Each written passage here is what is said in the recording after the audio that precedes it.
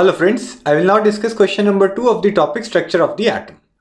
In this question, we are supposed to discuss the limitation of J.J. Thomson's model of the atom.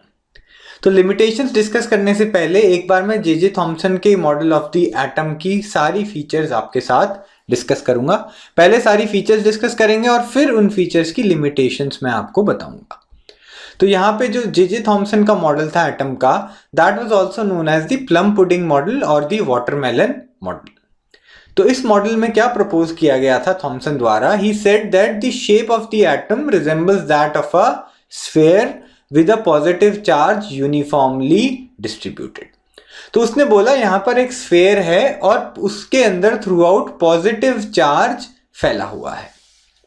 इसको आप एक watermelon से compare कर सकते हैं। जैसे आपने देखा होगा कि वाटरमेलन के अंदर यूनिफॉर्मली आपका रेड कलर रहता है, that is compare to uniformly spread positive charge. उस स्फीयर के अंदर इलेक्ट्रॉन्स एम्बेडेड होते हैं such that the atom is electrostatically stable. जितना पॉजिटिव चार्ज है उतना ही नेगेटिव चार्ज भी एटम के अंदर होता है और इलेक्ट्रॉन्स पॉजिटिव चार्ज के स्फीयर के अंदर एम्बेडेड होते हैं। जैसे मैं भी डिस्कस कर रहा था, वाटरमेलन जो है उसमें रेड कलर का जो पार्ट होता है उसको आपके पॉजिटिव चार्ज से कंपेयर किया गया है और उसके अंदर जो ब्लैक कलर की सीड्स होती हैं जगह जगह पर, they are compared to the presence of electrons. तो ये आपका J.J. थॉमसन का एटॉमिक मॉडल है। इसको प्लम पुडिंग मॉडल भी बोलते हैं। जैसे आप क्रिसमस पुडिंग जो होती है, केक होता है, उसको कंपेयर करते हैं यूनिफॉर्मली स्प्रेड पॉजिटिव चार्ज से और उसके अंदर रेजिन्स एम्बेडेड होती हैं।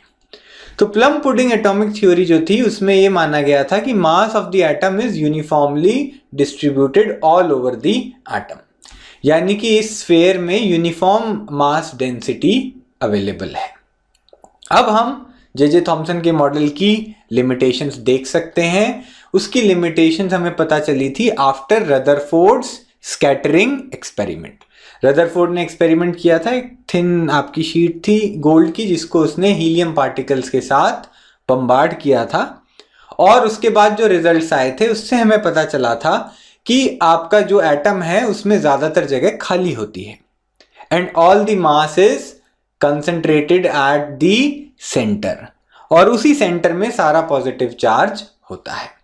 तो ये सब चीजें हमें रदरफोर्ड के स्कैटरिंग एक्सपेरिमेंट से पता चली थी and these facts were in contradiction with Thomson's atomic model. तो थॉमसन ने जो अजम्पशन लिया था कि मास और पॉजिटिव चार्ज एटम में यूनिफॉर्मली डिस्ट्रीब्यूटेड होता है, ये स्टेटमेंट इनकरेक्ट थी। So this is the required discussion. If you have found this video useful, do like it and share it with your friends. Do not forget to subscribe to our channel. Thank you so much for watching.